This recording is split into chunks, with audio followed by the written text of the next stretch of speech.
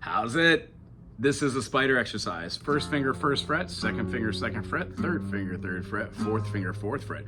We're gonna be moving up each one of these fingers individually while doing all downstrokes here. Don't necessarily play with the pick end. I do the flat end just so I get flat rate picking down. And the purpose of this is to spread these fingers out, make sure our thumb is going directly in the middle, just touching, not grabbing on, not going over the top, not pushing this way, not grabbing this really hard, just enough that if you were to pick the guitar up, put it down here, and then pull the guitar up like this, can you see my friction?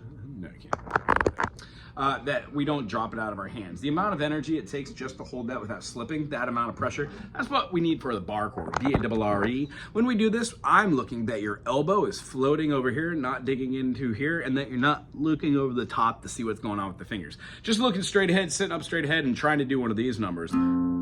These are all the smallest interval in the Western area. They're called minor seconds or half steps, as you know. And then we're gonna just be moving these up. As you can tell, these fingers just look like they're creeping up. As soon as you get to the top, you're gonna wanna go all the way back down to the bottom. That's all these are. Eventually, I use these in the morning to warm up. I'll be like,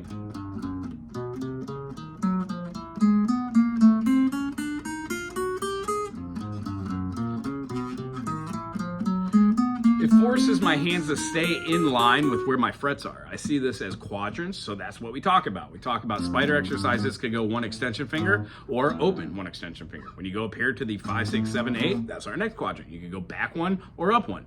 When we go all the way up to 9, 10, 11, 12, you see how we're covering all of our minor seconds, which would lead to a chromatic scale all the way back to the one there. So long story short, try these spider exercises. We'll talk about what they look like in other quadrants.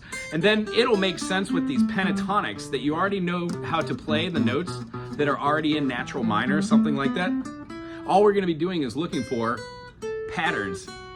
That's one pattern. The next pattern would have that pattern, and then these last two patterns would have those three shapes. Wait till we draw it out on the board, you'll love it. The other thing that we talk about are teeter totters. If you were to have a fulcrum and a board, you put both of the same chord, let's say a D major or an E major or an A major. A major is easy to explain. We'd play the A major, not like this if you don't want to. 3 fingers for awesomeness. 1 finger. I would rather play an A like this. You lift up top here. What I'm looking for again is that your finger is doing this right in the middle and that you're pressing down just enough to get those notes out. The A, E, and the C sharp. So when we play this, the idea is if we play this as a major then a minor, we would be playing 2 different chords. In the beginning, A major would look like this. 1, 2, 3, 4. Notice how I'm switching my finger immediately after I play the chord. I'm playing on the 1.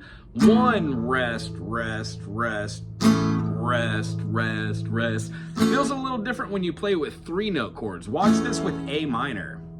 1 and 2 and 3 and 4. Notice how the fingers are falling on the same notes in succession on the rest. The idea is we're counting out whole notes. So we have 4 beats to make this magic happen. All of our chords are 1 finger, 2 finger, or 3 finger. It'll never take 4 fingers. That would be a bar chord.